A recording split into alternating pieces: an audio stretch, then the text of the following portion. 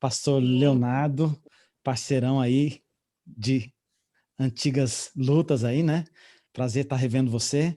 E os demais todos aí que estão presentes, que bom estar com vocês. Estamos juntos, Obrigada, viu? pastor. Amém. Pastor, nós temos uma mensagem musical que o Adriano vai falar agora. Ele estava esperando você chegar, porque Maravilha. ele disse que você vai gostar bastante de apreciar, né, as pessoas que também lá estão cantando, que você conhece, enfim. Adriano, alguns minutinhos aí é com você e depois Ok, nós não, vamos soltar o vídeo. eu quero gastar só um minuto. Pastor Tarsis, prazer de revê-lo aqui, viu? Coisa Oi, boa meu estar aqui amigo, como é que conosco. você está? Estou bem, graças a Deus. Queria agradecer também a participação de todos, tá, que estão aqui agora. Falar do pastor Tarsis é falar de quarteto, né? Eu também tenho essa característica de gostar de quarteto. Eu sei que muitos aqui também gostam, né? Walter e tal. Alguns já cantaram em quarteto, né? A gente não teve o privilégio de cantar no Arautos do Rei como o pastor Tarsis teve, mas a gente tem um quarteto aí, o Quarteto Agnus, né? Um quarteto que já existe desde 1989, né? Então, aí vocês façam as contas, quanto tempo que tem, né? E nós estamos aqui, inclusive, com o Valtinho ali, ó. Dá um tchau aí, Valtinho. Valtinho foi o primeiro tenor do quarteto, está aí conosco. Essa música que a gente vai colocar agora para vocês ouvirem, para a honra e glória de Deus, é uma música que eu acho que ela é muito... Ela traz uma mensagem muito positiva para essa fase que a gente está agora, né? Uma fase de pandemia, uma fase desafiadora, uma fase que a gente às vezes fica desanimado e tal, mas que essa mensagem do quarteto possa ser uma verdade na vida de vocês também, tá bom? A música se chama... Bota aí, Vazinho. Isso aí foi um reencontro que a gente fez com todos os membros do quarteto, à exceção de 2 que já não estão conosco mais, infelizmente, né? Mas são 20 formações e todos que cantaram nessas 20 formações estão aí, à exceção desses 2. Pode tocar, Rosinha.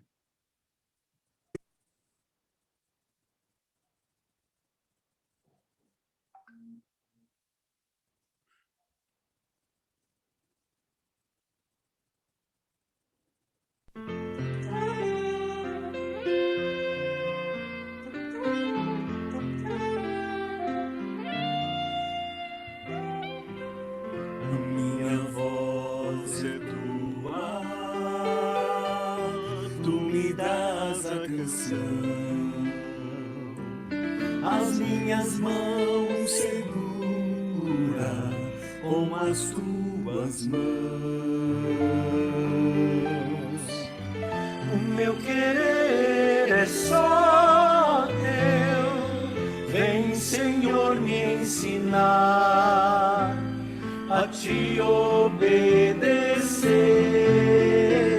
e a teu nome sempre amar.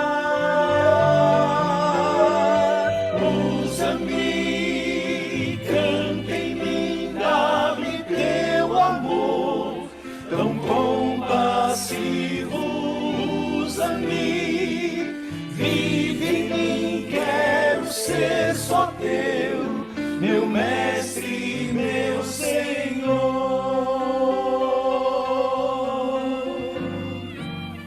O teu amor me basta, o teu amor me transforma e satisfaz. O meu desejo é encher o mundo com a tua paz. Tu és a luz que me guiará nos caminhos aqui, em meio à tempestade, vem estar bem junto a mim. Usa-me, canta em mim, dá-me teu amor tão compassivo. Vive em mim, quero ser só teu, meu mestre, meu Senhor.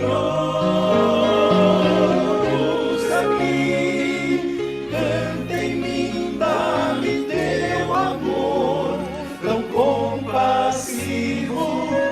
Usa-me, vive em mim, quero ser só teu, meu mestre, meu Senhor.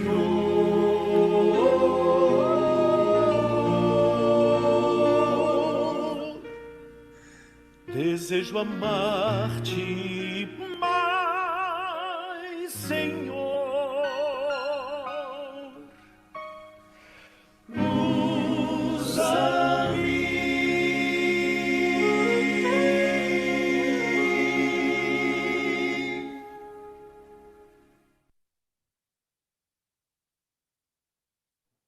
Amém? Amém. Posso ouvir um amém daí, gente? Amém? Amém. Oh, glória a Deus, amém. Que realmente Deus ele possa nos usar. Pastor Tarsi, os momentos que se seguem agora serão com você. Vocês já viram, né, a trajetória, a experiência do nosso querido pastor. Eu vou só falar algumas coisinhas aqui, mas o pastor, eu não sei se essa palavra é certa, mas é um poliglota musical, né, pastor Tarsi? É isso mesmo, Marcelo? Pode ser essa palavra? Mais ou menos, mas estou falando assim, ele já aprendeu, né, vários instrumentos, como piano, oboé, clarinete, fagote, sax, bombardino, trombone, canto, regência de coro e orquestra também na CART, né, que é a Academia de Música do NASP. O pastor Tarsi, ele cursou teologia no campus 1 e 2, trabalhou no Colégio Adventista de Santo André, professor também no Instituto Petropolitano, que é o IPAI, lá em Petrópolis, né, na área de artes, na Escola de Música, para iniciação de instrumentos de sopro e na área de instrumentos de madeira e piano, né? Cantou no Arauto de 1996 a 2005, depois ele retornou de 2008 a 2017. Ele trabalhou também, eu até me lembro dessa época, viu, pastor, que você trabalhou nas escolas da Associação Paulista Sul, no departamento de música, eu estava no NASP nessa época, eu me lembro de você.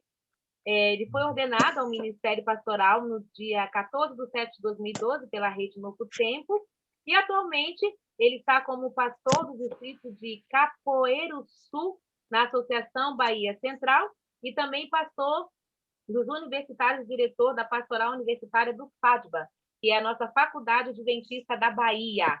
Pastor Tarso, os momentos que se seguem são seus. Se eu tiver falado alguma coisa errada, você me corrige. E vocês, amigos, se quiserem fazer alguma pergunta, coloquem no chat, que a gente, se tiver oportunidade, no finalzinho, a gente pode fazer algumas perguntas, ok?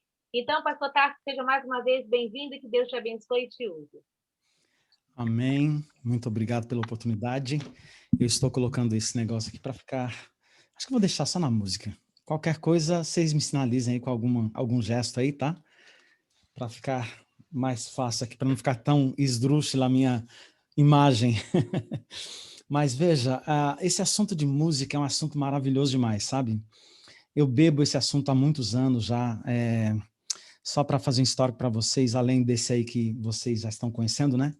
Mas eu tenho um histórico de ser filho de quarteteiro. Meu pai era um grande cantor. E ele cantou há muitos anos atrás em quartetos aí. Os mais antigos se lembram do seu João Rufino, lá de Uberlândia, primeiro tenor que cantava em quartetos por aí, né? Mas, enfim, eu comecei a me apaixonar especificamente, agora deixando de lado esse assunto técnico da música, pensando mais no assunto teológico e no assunto pastoral relacionado a esses temas específicos do louvor e da adoração.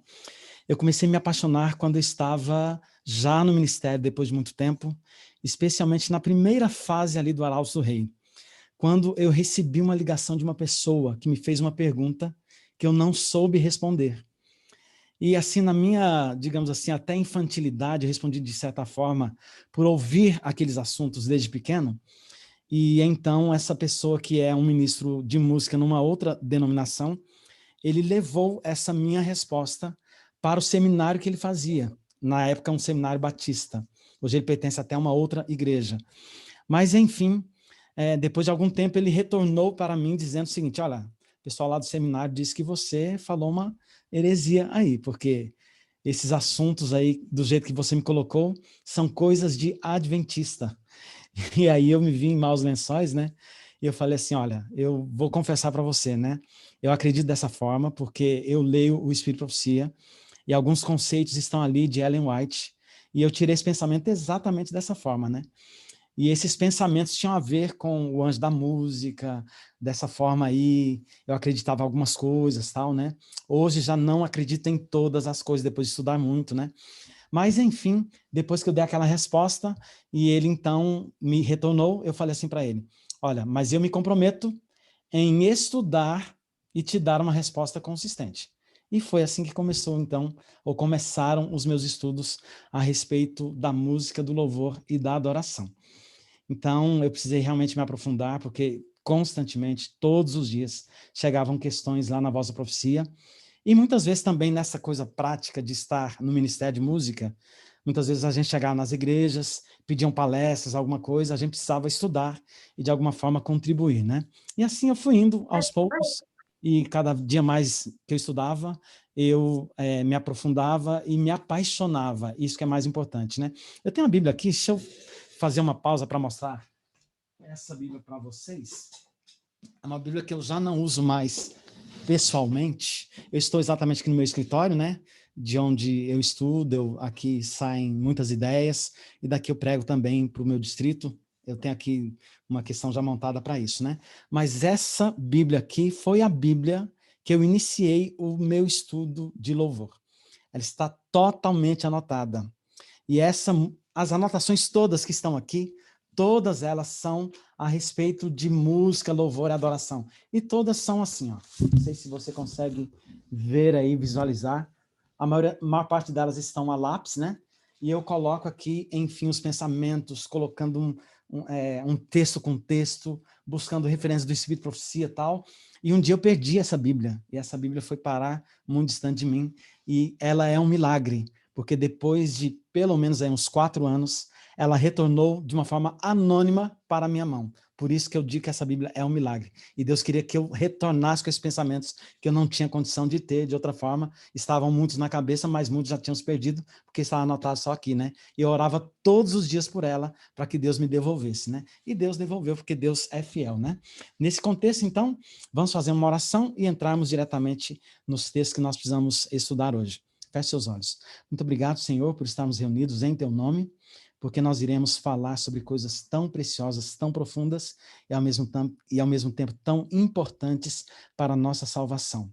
E também para a nossa compreensão de quem o Senhor é, da Tua posição com relação a esse assunto da música e também da posição que cada um de nós, como músicos, devemos ter na Tua presença e o trabalho que nós devemos fazer. Que o Senhor possa nos inspirar nesse momento, abrir a nossa alma, a nossa mente, e que o Senhor possa falar por intermédio dessas palavras. Agradecemos em nome do Senhor Jesus. Amém.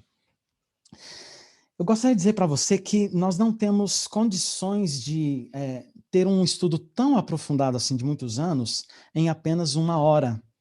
E eu já me coloco, viu, Rosinha, à disposição, para um outro momento, quem sabe, abordarmos outros temas. Eu vou agora especificamente falar sobre o Deus da música. Eu acho que é uma pincelada geral sobre o assunto, e esse é um assunto de fundamental importância, e eu escolhi, a propósito, esse assunto pelo fato de que, nesse assunto, existem muitas conexões de vários textos, e eles apontam, todos eles, para um Deus da música. E talvez os pastores, de uma forma geral, não estejam colocando esse assunto dessa forma, e eu gostaria de colocar para vocês essas pérolas que estão aqui na Palavra de Deus e que são muito importantes. Gostaria de convidá-lo para abrir a Palavra de Deus no livro de Hebreus, no capítulo 2. Capítulo 2, e nós vamos ler alguns versos aqui. Quem sabe comecemos a partir do verso 7. Não, vamos ler do verso 5, tá? Só para ficar um pensamento assim um pouco mais coerente e mais completo também. Muito bem. Aqui nos diz assim, ó. Pois não foi a anjos que sujeitou o mundo que há de vir, sobre o qual estamos falando.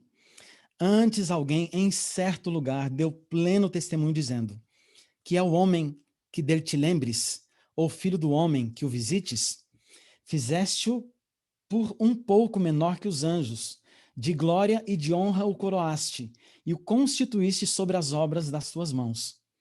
Todas as coisas sujeitaste debaixo dos seus pés. Ora, desde que sujeitou todas as coisas, nada deixou fora do seu domínio. Agora, porém, ainda não vemos todas as coisas a ele sujeitas. Vemos, todavia, aquele que por um pouco, tendo sido feito menor que os anjos, Jesus, e faço um parêntese aqui, agora está introduzindo de quem está falando o texto, né? Então, especificamente, está falando sobre Jesus, né?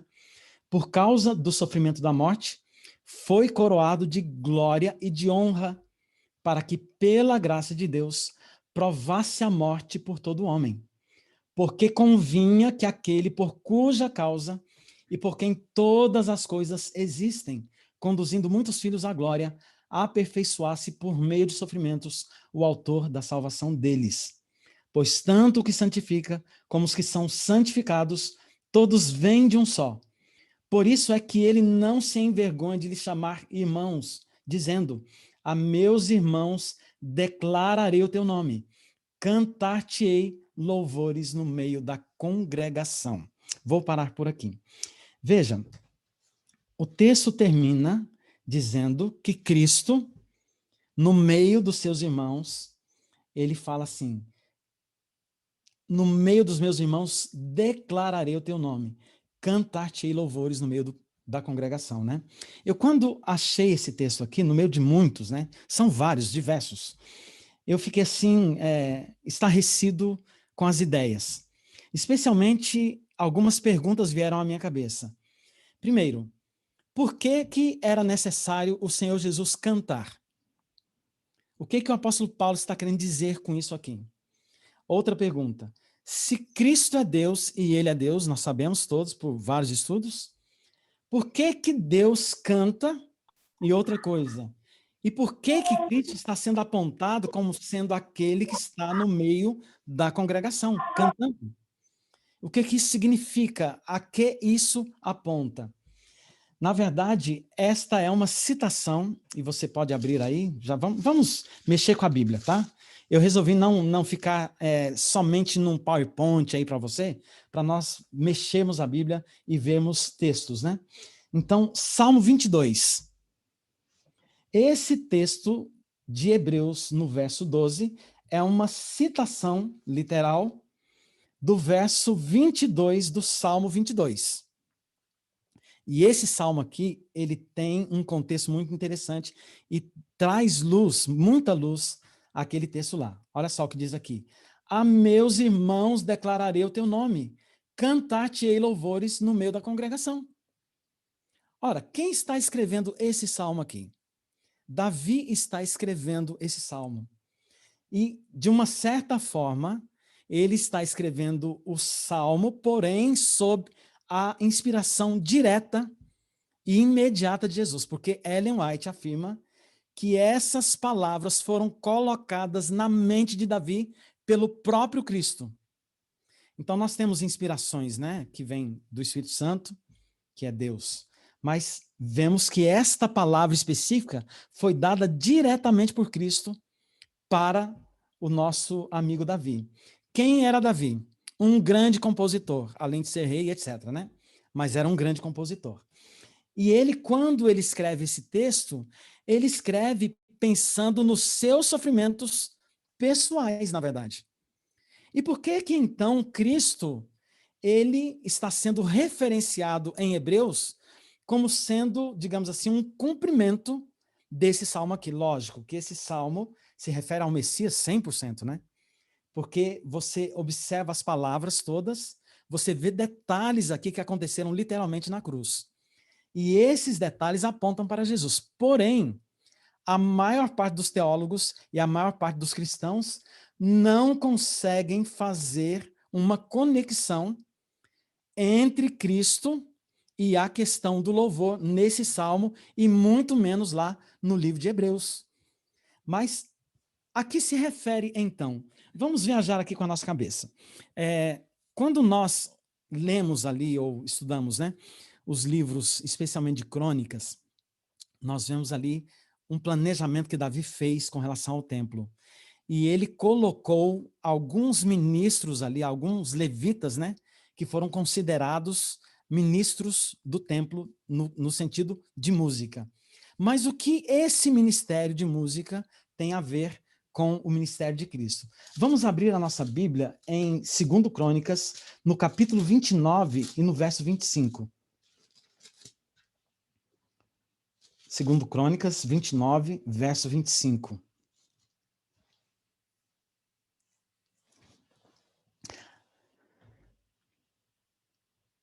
Aqui eu leio da seguinte forma: também estabeleceu os levitas na casa do Senhor com símbolos, alaúdes e harpas, segundo o mandado de Davi e de Gade, o vidente do rei. e do profeta Natã, porque este mandado veio do Senhor por intermédio dos seus profetas. Veja que o ministério de música, da maneira como Davi prescreveu para os filhos de Israel, ele foi um mandado diretamente do Senhor, como diz aqui o texto, por intermédio dos seus profetas. Esse é um detalhe muito importante. E agora, continua a descrição, né? Estavam, pois, os levitas em pé com os instrumentos de Davi e os sacerdotes com as trombetas. Deu ordem Ezequias que oferecessem o holocausto sobre o altar. Em começando o holocausto, começou também o cântico do Senhor, com as trombetas, ao som dos instrumentos de Davi, rei de Israel. Toda a congregação se prostrou. Quando se entoava o cântico e as trombetas soavam, tudo isto até findar o holocausto. Tendo eles acabado de oferecer o sacrifício, o rei e todos os que se achavam com ele prostraram-se e adoraram. Veja, nós temos algumas expressões aqui nesse texto especificamente de 2 Crônicas, né? Uma delas é o sacrifício de louvor, a expressão sacrifício de louvor. Se você ler aqui como um todo o capítulo, você vai encontrar algumas vezes essa expressão sacrifício de louvor, que no hebraico é zebar todá, né? Zebar é exatamente um cordeiro, e todá é traduzido como uma expressão de graças, uma ação de graças, um tipo de alegria que vem do coração do pecador, né? Então, o que acontecia nesse processo do sacrifício de louvor? Quando um adorador chegava na presença de Deus, com seus pecados, querendo refrigério da sua alma, o que ele fazia? Ele pegava e confessava os seus pecados na cabeça de um cordeiro, que era o zebar. Esse pecado era transferido para esse cordeiro. E esse cordeiro, por sua vez, por estar agora, entre aspas, né, pecador, então ele precisava morrer, porque o pecado mata as pessoas.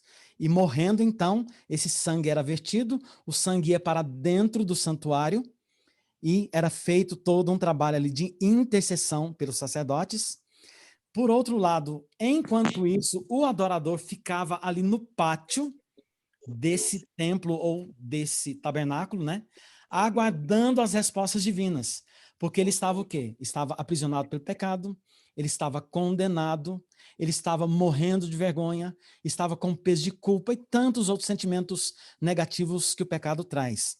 Mas quando esse sangue chegava lá no Santo dos Santos, e Deus entendia que através da sua graça, por causa do sangue derramado, que apontava para o cordeiro, que é o Zebar Todá, então ele falava assim, o pecado do pastor Tarsis foi perdoado. O que acontecia no meu coração, eu que estava ali no meio da congregação? Vinha um refrigério imediato, porque a culpa foi retirada. Eu não tenho mais culpas, não tenho mais pecados, não tenho mais aqueles sentimentos todos negativos que estavam comigo. Libertação total. E agora, qual era o próximo passo? O próximo passo era fazer com que esses adoradores expressassem essa coisa que foi agora gerada no próprio coração de Deus. Porque a libertação foi gerada no coração de Deus. Porque os louvores são gerados no coração de Deus. Por que o louvor é gerado no coração de Deus? Pelo fato de que sem perdão de pecados, sem reconhecimento de que ele é bom e a sua bondade dura eternamente, não tem como existir louvor. E não tem como produzir louvor um coração que está totalmente destruído. E por isso Deus restaura, por isso que Deus ele coloca, agora vem uma expressão também da Bíblia, né? Deus restaura e coloca uma expressão chamada o cântico novo. O que é o cântico novo? É justamente aquele cântico que foi gerado pela misericórdia divina. Então, nesse sentido agora, nasce o louvor no coração de um pecador, ele continua sendo pecador. Mas a graça que foi manifesta pelo sangue de Cristo, então gerou o louvor naquele coração. E agora, quem era o ministro do templo que, digamos assim, fazia com que essas manifestações fossem colocadas na presença de Deus por todos os adoradores? Porque, por enquanto, eles estavam ali. Vários tipos de sentimentos, vários louvores, porque coração tinha uma realidade e cada coração tem um louvor, né? Mas então se levantava no meio da congregação aquele levita músico que iria convidar aqueles adoradores a expressarem os seus louvores que foram gerados pelo céu.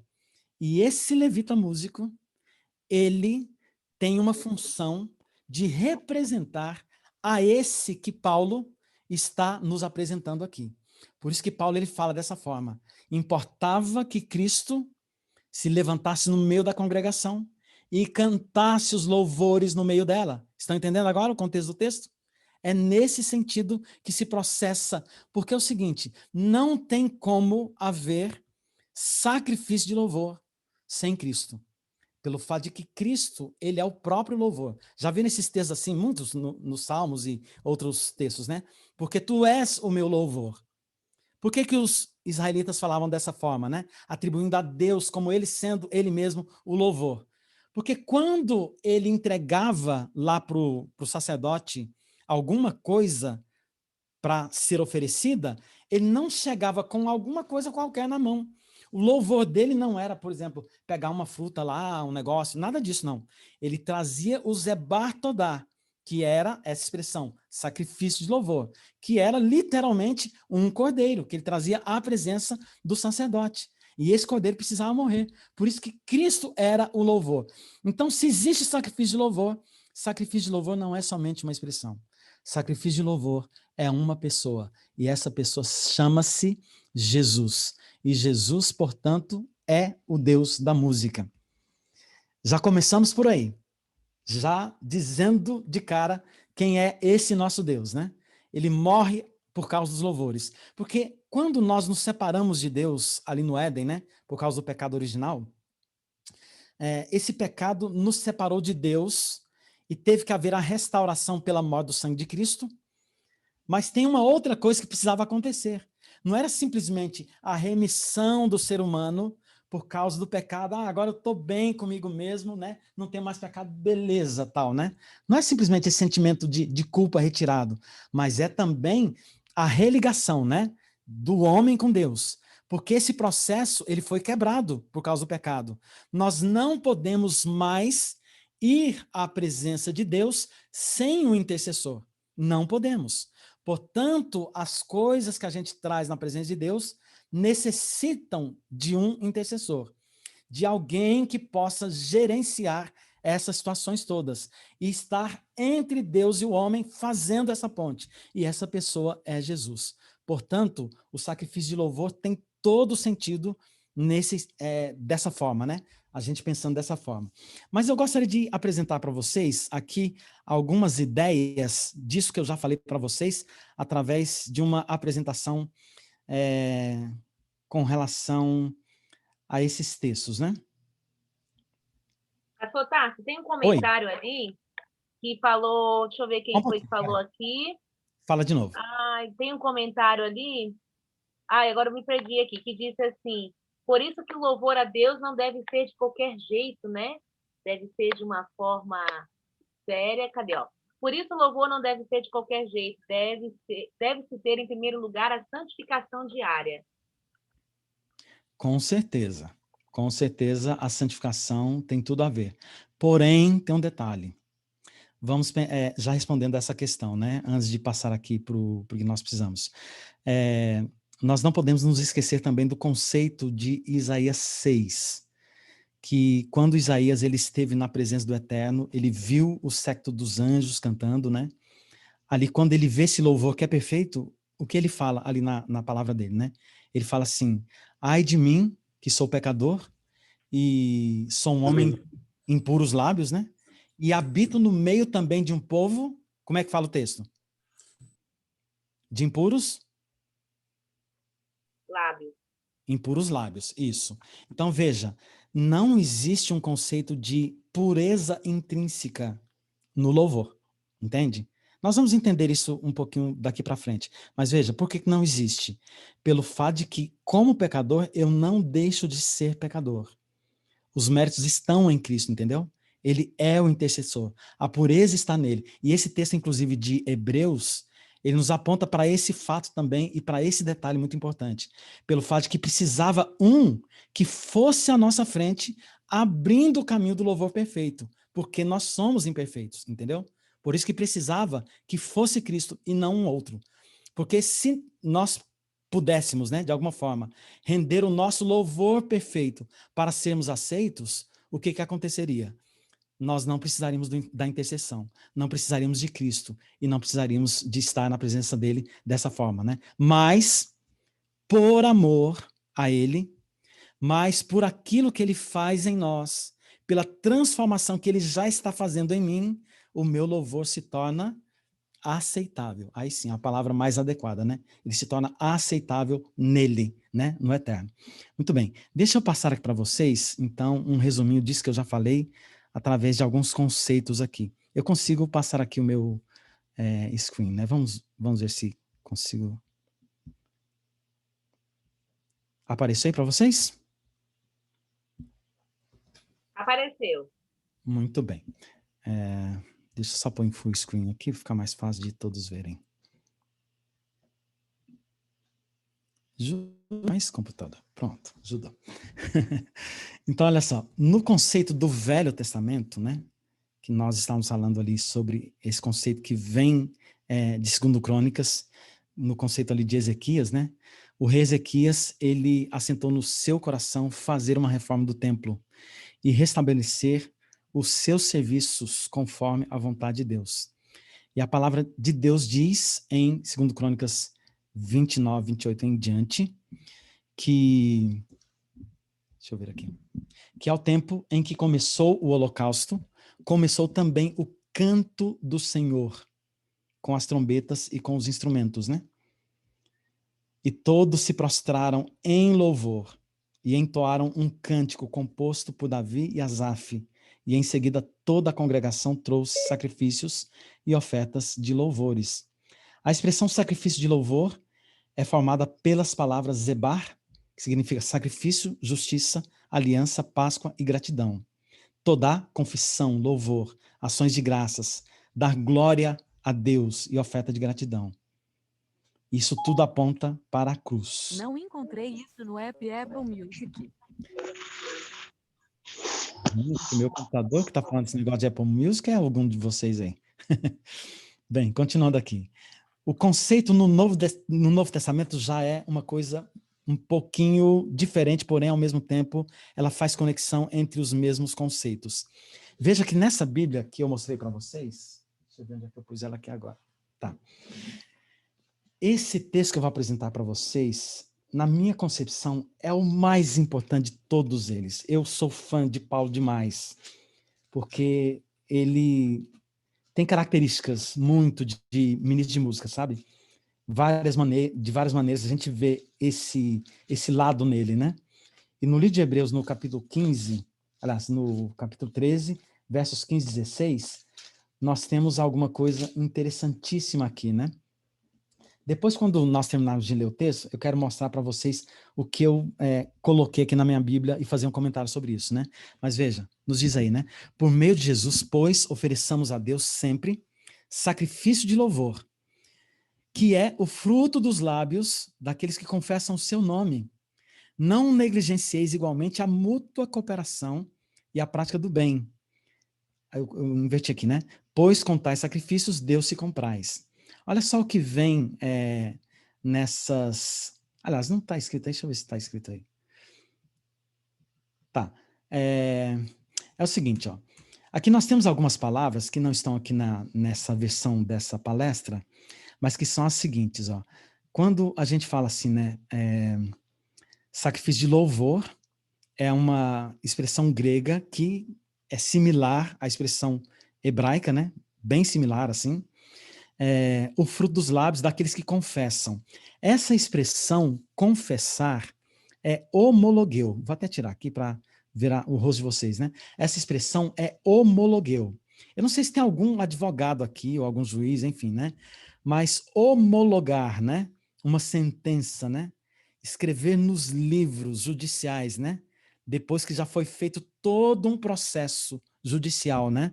E depois que homologou, acabou. Não é isso? já está dada a sentença, já está julgado, já está tudo. É o último processo do negócio, né? No grego, esse homologeu tem a ver com tudo isso, exatamente assim. Só que tem um detalhe diferente.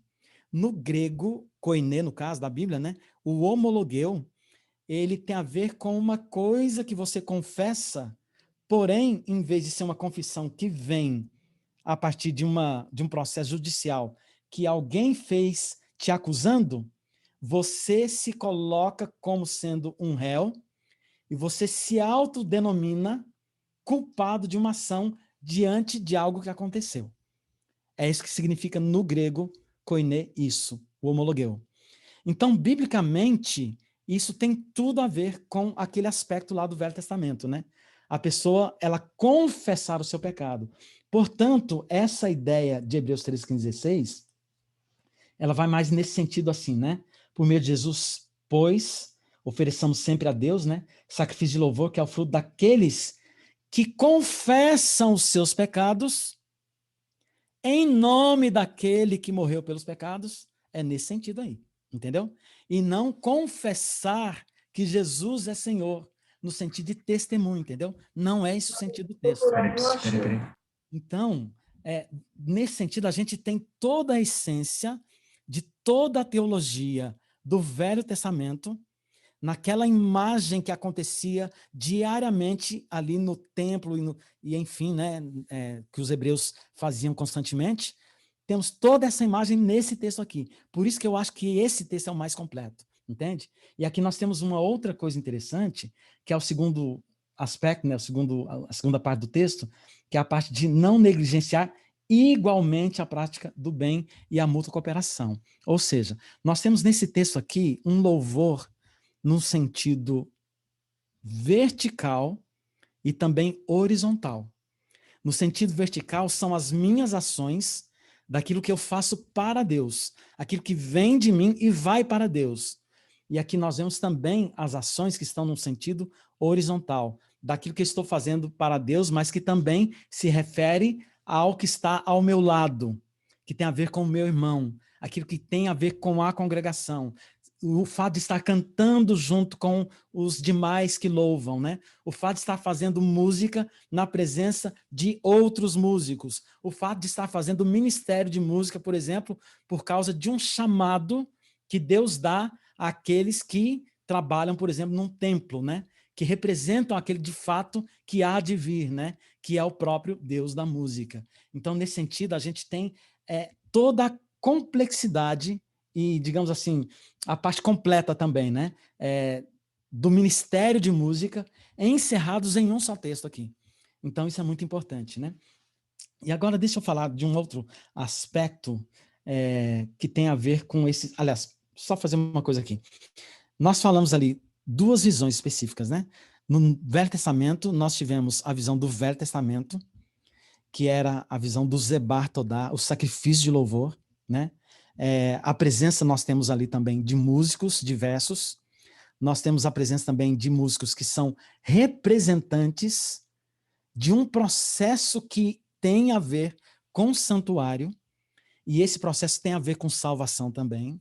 Portanto, esse processo de música ali do Velho Testamento, ele não pode ser interpretado como sendo simplesmente uma alusão aos anjos que estão no contexto do santuário, mas ele também se refere ao Deus da música que faz um trabalho de intercessão específico para o pecador. E essa inter-relação de um Deus que está acima de todas as coisas, um Deus que é todo musical e que ele distribui para os seres inteligentes que ele cria, a sua própria musicalidade está, assim, declarada na palavra de Deus de uma forma, assim, muito clara, muito bela e de uma forma, assim, em vários textos, né? Que a gente pode ver isso de uma forma muito clara, né? Então, por exemplo, gostaria de mostrar um texto sobre isso, sobre a questão da musicalidade desse Deus da música, né? Tessalonicenses, 1 Tessalonicenses 4,16, que é um texto usado geralmente só para a volta de Jesus, né? Eu gostaria de mostrar uma coisa diferente nele aqui para vocês. 1 Tessalonicenses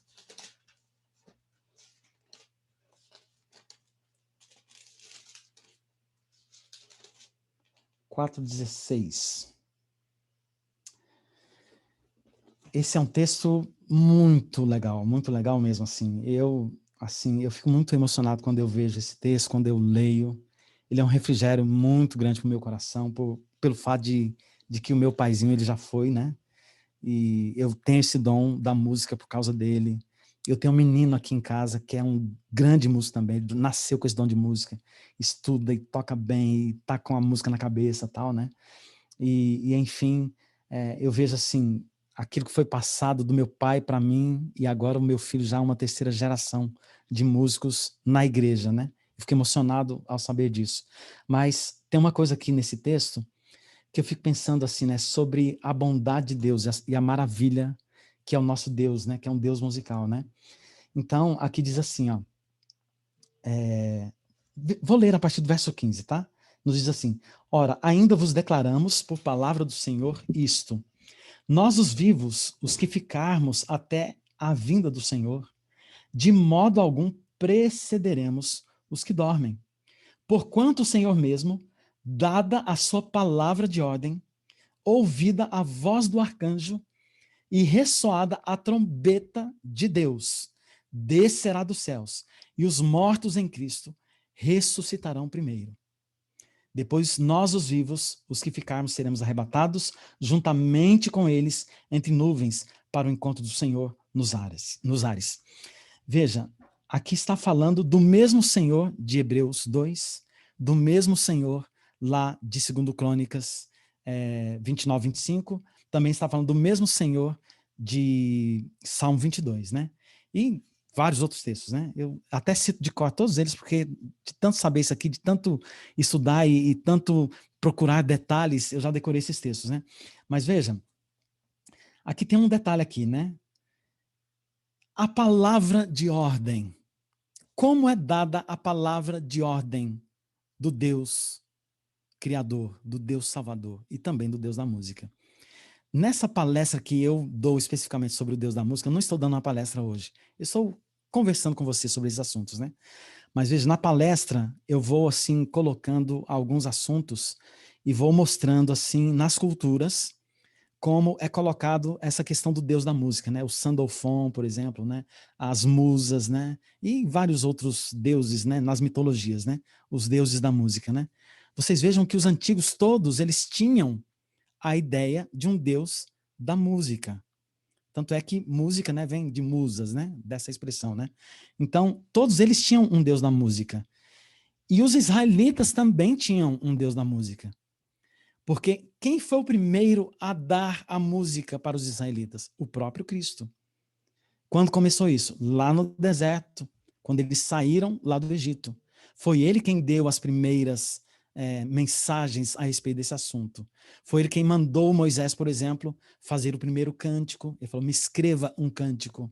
Você vai falar que Faraó foi precipitado no Mar Vermelho, né? E juntamente com ele, todos os seus cavaleiros. Fale para Miriam executar lá o seu tamboril, etc. Tal, né? Então, Deus deu essa ordem. Ou seja, a gente vê um Deus puxando para si, em todo o tempo, esse assunto da música. Querendo dizer o seguinte, olha, eu sou o Deus da música. Estou presente aqui na vida de vocês. Porque a musicalidade que vocês têm são um reflexo daquilo que eu sou. É um reflexo da musicalidade que eu tenho. Fazendo um parênteses aqui, antes de entrar nesse aspecto aqui, ainda do texto, né, que estamos em Tessalonicenses, veja, olhe para você mesmo, na musicalidade que você tem. Observe os outros seres criados neste mundo. Que outro ser que canta? Que outro ser que toca? Que outro ser que cria música? Que outro ser que adora, que louva? Não existe, é só o ser humano. O macaco não faz isso, o papagaio faz isso? Me responda, sim ou não? Só para dar um movimento aqui, né? Alguns cantam algumas palavras aí, né? Mas são repetitivas, ele não tem capacidade de criar com a sua própria mente, né? Ele não tem a capacidade de receber do próprio Deus as mensagens de salvação e colocar isso em forma de canção, em forma de arte, para as pessoas, para compartilhar a mesma arte que ele tem no seu coração com as pessoas que estão do seu lado. Ele não tem essa capacidade. E de onde nós recebemos isso? Do Senhor. Lúcifer recebeu isso aí também, sabe? Só que qual a diferença de Lúcifer para nós? Ele era maior do que nós nesse sentido? Absolutamente não. Por que não? Porque nós recebemos a mesma capacidade. E ele fica furioso por causa disso. Porque ele não queria que o ser humano recebesse esse dom. E nós temos. Porque esse dom conecta cada um de nós com o próprio Deus da música. Porque esse dom mostra quem ele é, entendeu? Depois, em outro momento, a gente pode estudar só Ezequiel 28:13, que é o texto que iniciou praticamente ali a minha pesquisa, sabe? Eu comecei com ele, né? Tem muita coisa interessante. Os achados arqueológicos, tantas coisas. É muito legal esse texto, entendeu? Mas, enfim, a gente não pode ficar em todos eles, né? Mas voltando para esse texto aqui, então, nós temos a ideia nesse texto aqui de um senhor da música. Um senhor que dá a ordem. Mas como Deus dava as ordens? E aí nós voltamos lá para o deserto, naquele momento em que Jesus ele foi dar os 10 mandamentos. Teve um momento que ele falou assim, fala para o povo ficar à parte, se reservar, não cheguem perto do monte e não toquem, porque qualquer um que tocar vai morrer. E ao meu sinal, portanto, vocês virão e eu irei falar com vocês. E aí numa manhã, especificamente, as pessoas começaram a ouvir o som de uma espécie de um chofar, né? Começaram a ouvir tal, aquele negócio. Só que era um som sobrenatural, não era o chofar. Eles traduziram assim, colocaram ali nos textos como se fosse um chofar, né? Mas não era o chofar. Porque depois, mais na frente, o próprio Cristo falou assim para Moisés, né? Passa para Arão o modelo das trombetas que eu quero que vocês construam. Que era a trombeta que vinha de Deus, pelo projeto de Deus. Então, ele mandou o projeto, essas trombetas foram construídas agora já de metais, e Deus agora passa esse projeto para eles. E eles começam a executar, porém Deus dá uma ordem específica.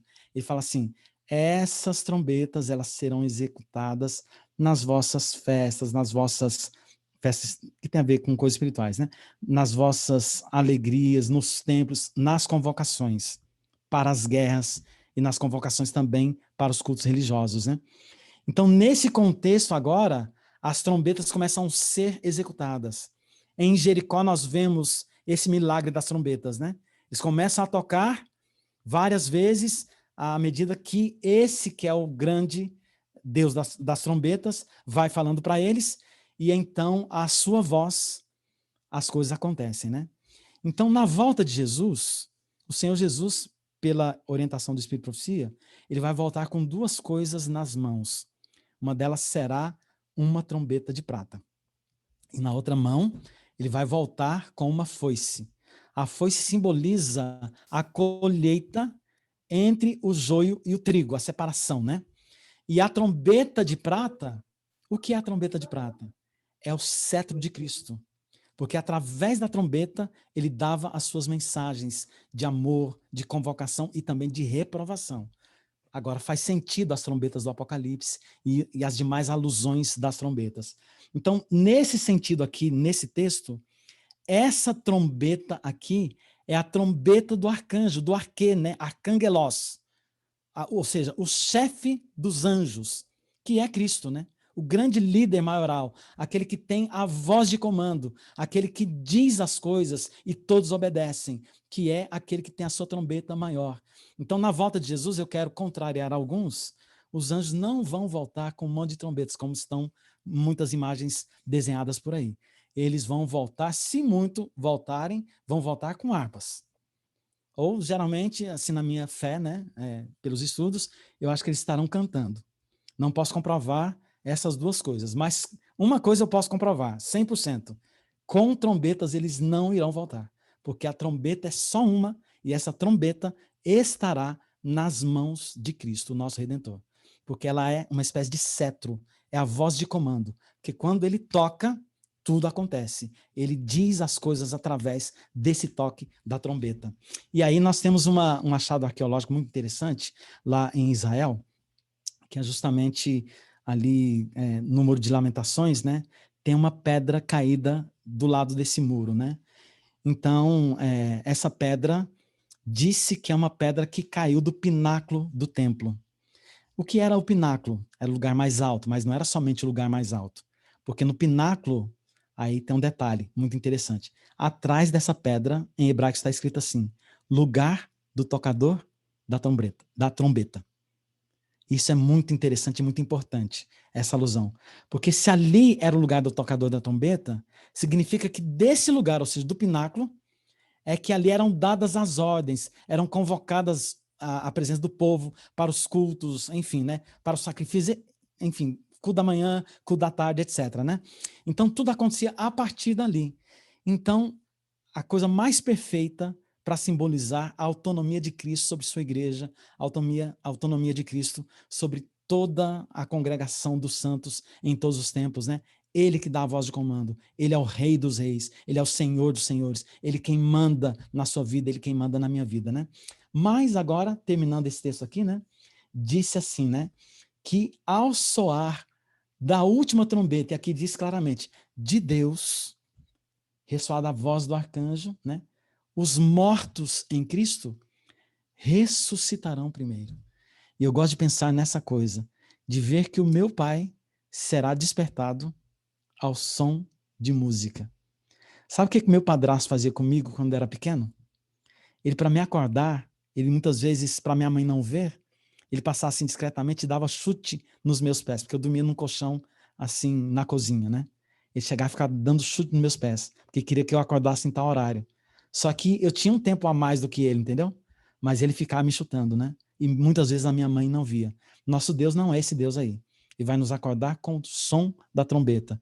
E a senhora White, ela descreve isso no livro Primeiros Escritos de uma maneira muito bela, né? E ela mostra ali Jesus parando todas as vozes desse mundo, né? Acontece um silêncio absoluto e ele pega a sua trombeta e começa a tocar uma música e ela expressa que é uma música maravilhosa e indescritível. E aí os túmulos se abrem, acontece um terremoto e as pessoas saem dali com o corpo imortal, restaurados, e depois disso eles vão para o céu, né? Acontecem duas coisas ao toque da trombeta. Os túmulos se abrem e os mortos ressurgem, mas também os que estão vivos serão transformados pelo mesmo toque da trombeta e receberão um corpo imortal. E todos então transformados subirão para o céu. Iremos então participar de uma reunião belíssima, maravilhosa, que já está descrita no capítulo 7 de Apocalipse. Então o dever de casa para você agora, que eu já vou terminar cantando uma canção, né? O dever de casa para você é estudar o capítulo 7 e ver o que tem ali, tá certo? E essa grande adoração. Eu, infelizmente, não tenho mais tempo, porque eu tenho um compromisso agora, logo depois. Gostaria de falar muito mais sobre esse assunto com vocês, mas a gente tem muito tempo por aí, viu? Podem me convocar aí que estarei à disposição. E posso mostrar muitas outras coisas. Eu dei uma pincelada geral aqui, para vocês terem uma ideia desse assunto que é muito importante, que eu creio assim no meu coração, né? Falarmos de música sem falarmos do Deus da música, sem colocarmos a cruz no centro, sem colocarmos esse sentido do evangelho nessas coisas, não tem sentido nenhum. A gente vai ficar só se debatendo e tendo problemas com relação a isso, né? Jesus é o nosso Deus, é um Deus que gosta de música, ele gosta de ouvir os nossos louvores, ele recebe os nossos louvores, ele nos liberta através do louvor e ele também abre um caminho todo excelente através do louvor para que nós possamos estar bem juntinhos do coração de Deus. Que Deus abençoe você. Vou cantar uma canção que fala de uma entrega que você precisa ter com Deus. E essa música, ela relembra em algum momento as palavras de uma outra canção muito conhecida. E que Deus possa abençoar você ao ouvir então essas palavras. Crucificado estou com Cristo, e já não vivo mais eu, mas Cristo vive em mim. Esse é o espírito que cada músico e que cada cristão deve ter na presença de Deus.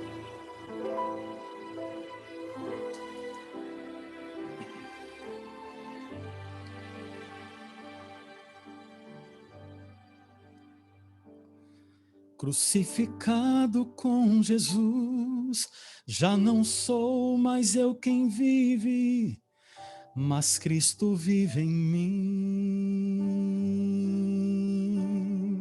Agora vivo pela fé no Filho de Deus que amou e se entregou por mim. Por sua graça ofertou a salvação a todo aquele que nele crê. Com seu sangue lavou toda mancha no coração do pecador. E eu sei em quem eu creio, e estou bem certo que Ele é poderoso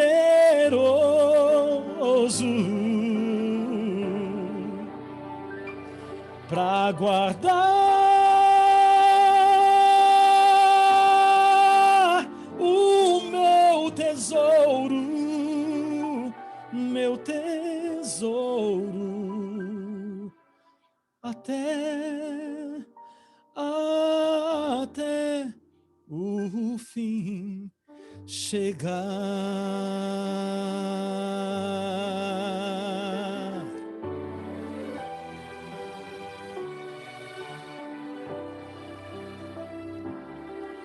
E longe esteja de mim gloriar-me, senão na fé do meu Senhor Jesus, pela qual o mundo está crucificado para mim e eu para o mundo. Agora vivo mais feliz, encontrei a paz completa que só em Cristo eu posso ter. Nova criatura sou e as coisas velhas se passaram, tudo se transformou e eu sei em quem eu creio e estou bem certo que Ele é poderoso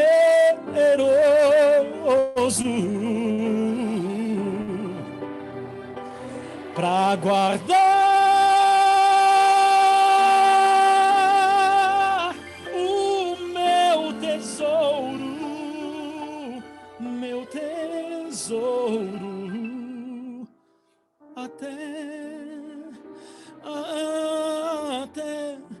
o fim chegar. Até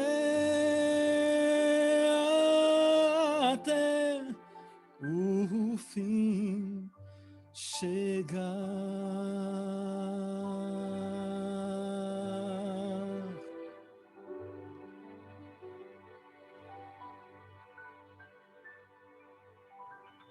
Amém. Amém, glória a Deus. Amém. Posso ouvir um amém, meu povo? Pode abrir o microfone e dar um amém. Glória a Deus. Amém. Amém. Amém. Glória Deus a seja Deus. louvado. Pode abrir os áudios e dar um amém. Amém. Feliz sábado. Deus seja louvado. Amém. Pastor Tassi. Amém. Amém. Pastor Tassi, cadê você? Amém. Você tem... Um abraço, Tassi. Muito de Goiânia. Oi, Tassi, Feliz sábado. uma criancinha falou que eu não vi quem foi, mas enfim, um abraço para Tem você. um monte de gente aqui, tem o Fábio, tem a Du,